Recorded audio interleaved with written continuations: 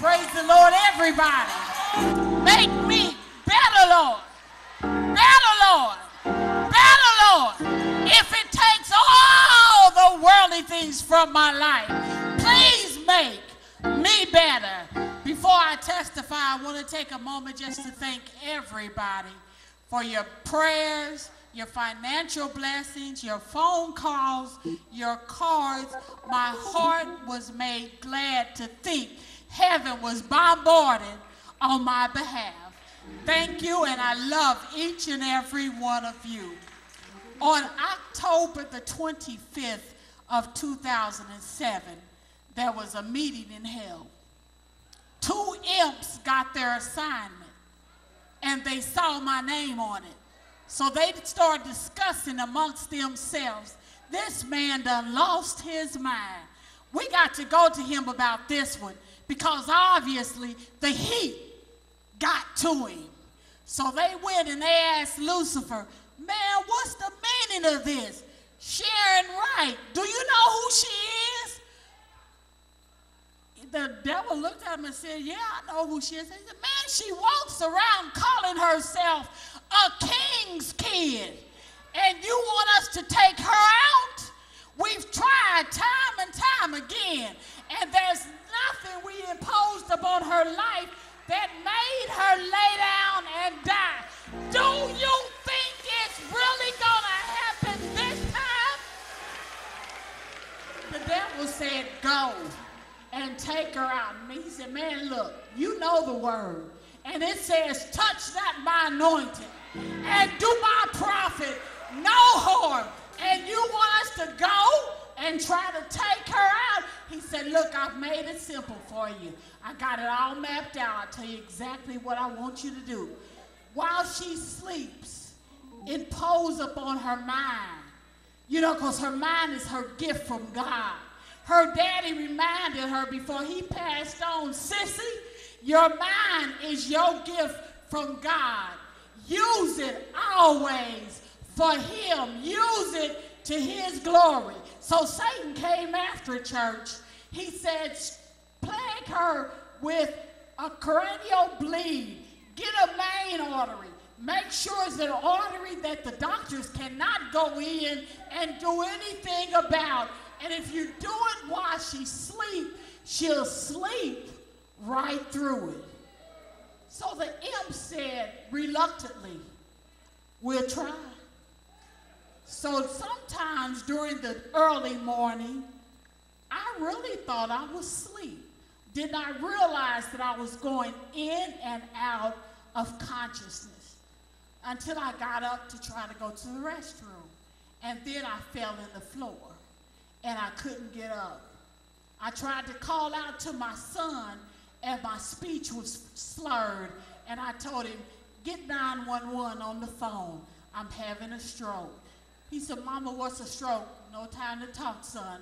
Get 911 on the phone. I'm having a stroke.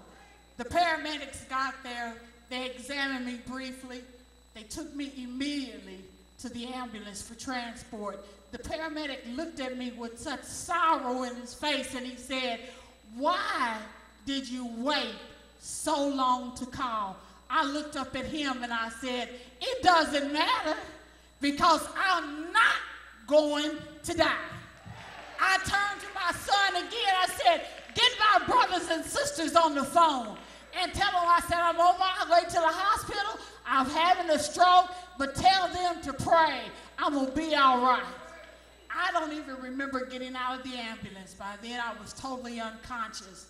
The doctors examined me and determined there was nothing they could do for me. I had a major bleed in the back of my head, too close to my brain stem, so they could not go in to stop the bleed.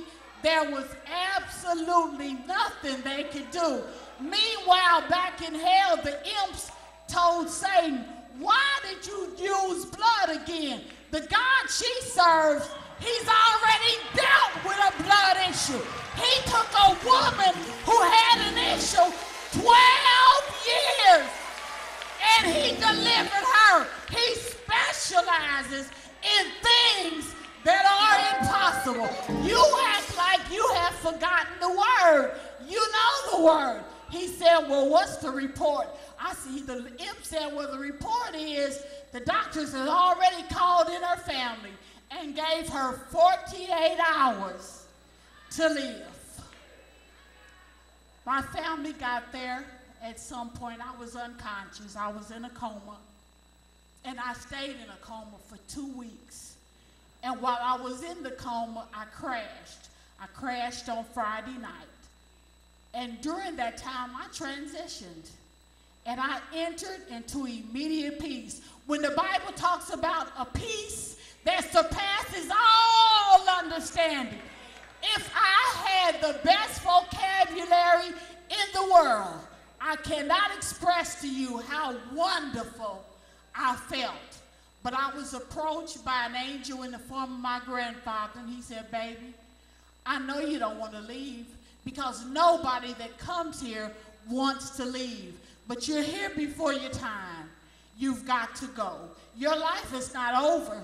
Satan's just trying to steal it. Meanwhile, back in hell, the imps confronted Lucifer one more time.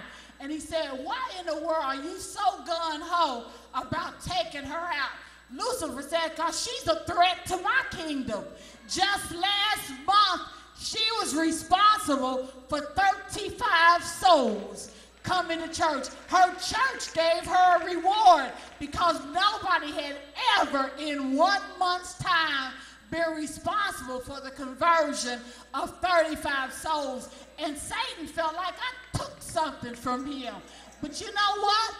Greater is he that was in me than he that is in this world.